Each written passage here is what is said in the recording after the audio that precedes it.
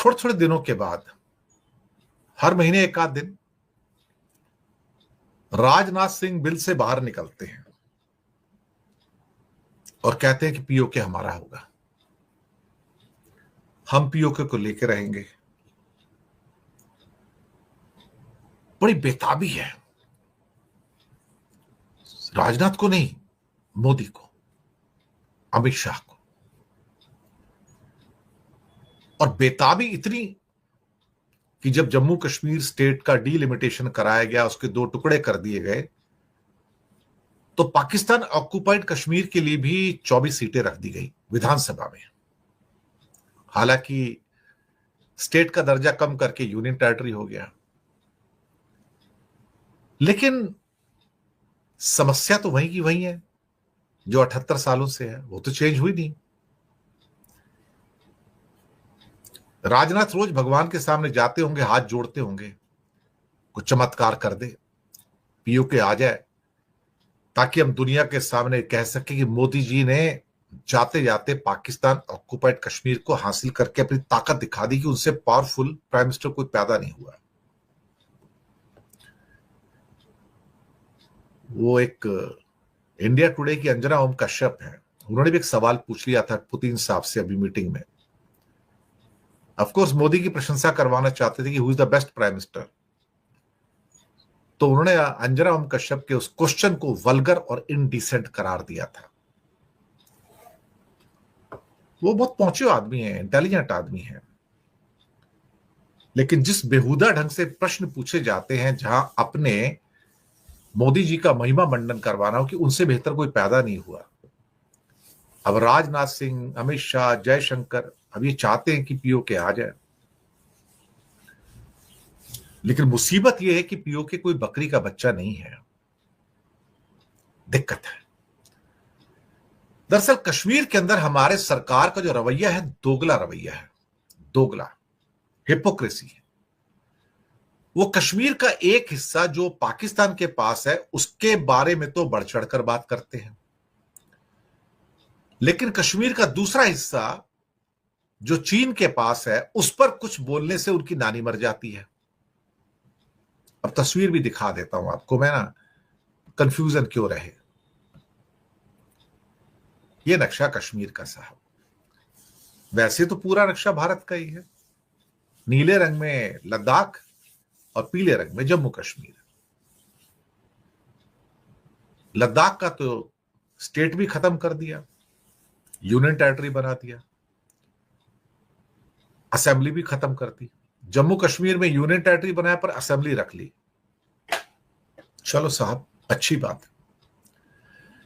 अब इनको जल्दबाजी मची 370 हटाने के बाद, तो इनका कहना था कि भाई पीओके तो हमारा है, उसके लिए सीटें रखनी है। तो एक पीले रंग के एरिया में एक एलओसी की लाइन गई हुई है, नीले में भी गई हुई है, उस पर लिखा है एलओसी, जिसे कहते हैं लाइन ऑफ कंट्रोल। ये लाइन ऑफ कंट्रोल जो है, उसके पीछे का जो एरिया है ना, पतला सा पीला पार्ट, और गिलगिट बाल्टिस्तान, ये पाकिस्तान के अंदर है।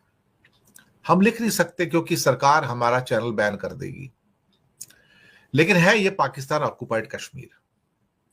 इसमें एक शाक्सगम वैली भी है 5000 स्क्वायर किलोमीटर की, जो पाकिस्तान ने 1963 में चाइना को गिफ्ट कर दिया था, और हम उसके बारे में कुछ कर नहीं पाते। और जो सियाचिन है उसके ऊपर तो डिस्प्यूट है, हमारी सेना भी है, पाकिस्तान की भी है, चाइना से ज्यादा दूर नहीं है वो। अब इसी गिलगिट बाल्टिस्तान का जो नीला बड़ा एरिया है, जो पीओके का मेजर एरिया है, इसका करीब एरिया जो है करीब 70-72 हजार स्क्वायर किलोमीटर है। और जो पीला एरिया है मुजफ्फराबाद वाला पाकिस्तान का, जो छोटी पतली पट्टी है पीली, वो करीब 12-13 हजार स्क्वायर फीट की। तो 80-85 हजार स्क्वायर किलोमीटर का पाकिस्तान ऑक्युपाइड कश्मीर है, जिसमें दो हिस्से हैं, एक मुजफ्फराबाद वाला पीला हिस्सा जो कैपिटल है उसकी, और एक गिलगिट बाल्टिस्तान है। अब मुसीबत यह कि मोदी जी और राजनाथ को पीओके चाहिए, और बहुत जल्दी चाहिए। सवाल ही पैदा होता है कि वहां पे करीब करीब 1.25 से 1.5 करोड़ लोग रहते हैं। पीले हिस्से में ज्यादा रहते हैं, नीले हिस्से में कम रहते हैं, क्योंकि ऊंचे कराकोरम रेंजेस है ना, सब पहाड़ों की, हिमालय की। थोड़ा तस्वीर छोटा कर देता हूं ताकि बात भी करता रहूं, समझाता भी रहूंगा। अब साहब 24 सीटें पीओके के लिए रिजर्व कर दी। लद्दाख में तो इनकी नानी मर गई, इसलिए लद्दाख में विधानसभा कैंसिल कर दी गई। लेकिन एक काउंसिल बनाई गई, लद्दाख डेवलपमेंट काउंसिल, और उसमें कुछ मेंबर नॉमिनेट किए गए, लद्दाख से भी कारगिल से भी। पर मुझे लगता है मोदी जी, अमित शाह जो है ना, लद्दाख डेवलपमेंट काउंसिल में पीओके के पैटर्न पर अक्साई चिन रीजन के मेंबर्स रखना भूल गए। बस सीटें खाली तो रख सकते थे ना। अगर कश्मीर की असेंबली में पाकिस्तान ऑक्युपाइड कश्मीर का 24 सीटें खाली रख सकते हो, तो लद्दाख डेवलपमेंट काउंसिल के अंदर अक्साई चीन का भी 2-4 मेंबर खाली रख सकते थे। पर मैंने कहा ना, चीन का नाम लेते इनकी नानी मरती है। अब हमारा सवाल यह है कि अक्साई चीन की बजाय सिर्फ पीओके की बात करें तो भाई वो भारत के लिए लेना इम्पॉसिबल है। क्यों? गिलगिट बाल्टिस्तान के बिल्कुल सेंटर में थोड़ी थोड़ी दूरी पर 2 सिटी है। एक है आपका गिलगिट के बाल्टिस्तान के गिलगिट है, और एक स्कर्दू है। चलिए गिलगिट को मेन लेके चलते हैं। बस वहीं पे साहब उनका एक सीपैक का प्रोजेक्ट जाता है, बड़ा प्रोजेक्ट है चाइना का, $60 बिलियन का, जो चाइना के ज़िंजियांग को गवादर पोर्ट से जोड़ता है। $60 बिलियन। और ये नीला एरिया ना गिलगिट बाल्टिस्तान वाला, इसके बिल्कुल मध्य से वो सारा का सारा प्रोजेक्ट होके गुजरता है। इसमें हाईवे भी है और बाकी चीजें भी हैं, फैक्ट्री वैक्ट्री कुछ और होंगी, इंस्टॉलेशन होंगी कुछ ना कुछ। तो अब साहब चाइना इंडिया से 5 गुना ताकतवर है। तो जयशंकर ने एक बार कहा था कि भाई साहब हम चाइना से कैसे लड़ सकते हैं, वो हमसे 5 गुना ज्यादा पावरफुल है, 5 गुना आर्थिक दृष्टि से भी, मिलिट्री की दृष्टि से भी। मेरे ख्याल से बात तो उन्होंने ठीक ही कही थी। अगर आपको पीओके का गिलगिट बाल्टिस्तान चाहिए तो आपकी फाइट दरअसल वहां पाकिस्तान से है ही नहीं। ये राजनाथ सिंह को पता है, और मोदी को पता है, और अमित शाह को पता है, और जयशंकर को पता है कि वहां फाइट चाइना से है।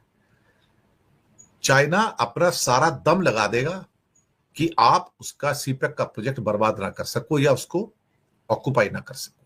इस बात को इंडिया जानता है, इस बात को इंडियन आर्मी भी जानती कि वहां पे मुकाबला शायद चाइना की आर्मी से होगा। लेकिन फिर वही बात आती कि क्या ये एरिया हमारे पास आ सकता है? तो आप कहोगे पीला वाला हिस्सा तो आ सकता है। नहीं भैया, आएगा तो दोनों एक साथ ही आएंगे, दोनों अलग नहीं आने वाले हैं। ये तो आप लिख के रख लो। और सोचो कि आज मैं 200 किलोमीटर ले लूंगा, फिर अगले साल मैं 200 किलोमीटर ले लूंगा, फिर 500 ले लूंगा, ऐसे नहीं होता साहब, एट वन गो। लेकिन ये तब तक नहीं हो सकता जब तक चीन भारत से ताकतवर है। मैं तो सीधी सच्ची बात कहना, नेवी में हो, एयरफोर्स में हो, या आर्मी में हो, या उनकी रॉकेट फोर्स है, ड्रोन फोर्स है, जब तक चाइना हमसे कई गुना ज्यादा मिलिटरली पावरफुल है और इकोनॉमिकली पावरफुल है। आजकल जंग जो लड़ी जाती है ना, इकोनॉमी के बेस पे लड़ी जाती है। आर्मी के बेस पे तो ठीक है, लेकिन पीछे एक स्ट्रांग इकोनॉमी भी होनी चाहिए सपोर्ट करने के लिए। अब कहां हमारे $4.25 ट्रिलियन की इकोनॉमी, कहां उनकी $20 ट्रिलियन की इकोनॉमी? तो क्या कोई बैच तो है नहीं कहीं दूर दूर तक। तो एक बड़ा बात क्लियर है, राजनाथ को पता है। फिर कहते हैं नहीं नहीं, वो लोग एक दिन अपने आप ही हमारे पास आ जाएंगे चल के, तुम देख लेना। बकरी का बच्चा ना आ जाएगा अपने आप उठ के कि माता जी मैं आ गया हूं आपके पास, मुझे मिला लो अपने में। कभी कभी ना ये लोग आपको ना ख्याली पुलाव, जलेबियां तल तल के देते रहते हैं। मोदी जी, अमित शाह और राजनाथ तो खास तौर से जलेबियां तलते हैं। उनका मकसद जलेबियां तलना भी नहीं है, उनका मकसद सिर्फ मोदी को पटा के रखना, ताकि उनकी मिनिस्ट्री कायम रहे, उनको पैसे मिलते रहे, उनको कारवार, नौकर चाकर, बंगला गाड़ी मिलती रहे, बस इतना ही है। राजनाथ को पीओके से कुछ लेना देना नहीं है, मैं आपको बताऊं। वो तो बीच बीच में पुछल्ले की तरह, जैसे मतलब आता है ना, कभी कुछ छोटा सा बम फूट गया, एक सरस लक्ष्मी बम फूट गया, ये फूट गया, सुतली बम फूट गया, बस ऐसे कई बार 2-3 महीने बाद आएंगे, सुतली बम फोड़ देंगे, पीओके हमारा होगा, पीओके हमारा होगा। फिर एक बार तो बीच में बोलेंगे सिंध भी हमारा होगा। वो क्या है ना कि इस किस्म की बातें बोल बोल के ना जनता को भ्रमित तो कर सकते हो ना, लेकिन प्रैक्टिकल ये है इसके अंदर कि जब तक चाइना भारत से ताकतवर है, जब तक, अब वो 50 साल तक है, 100 साल तक है, 500 साल तक है, मुझे नहीं पता, लेकिन जब तक वो ताकतवर है तब तक पीओके नहीं आएगा।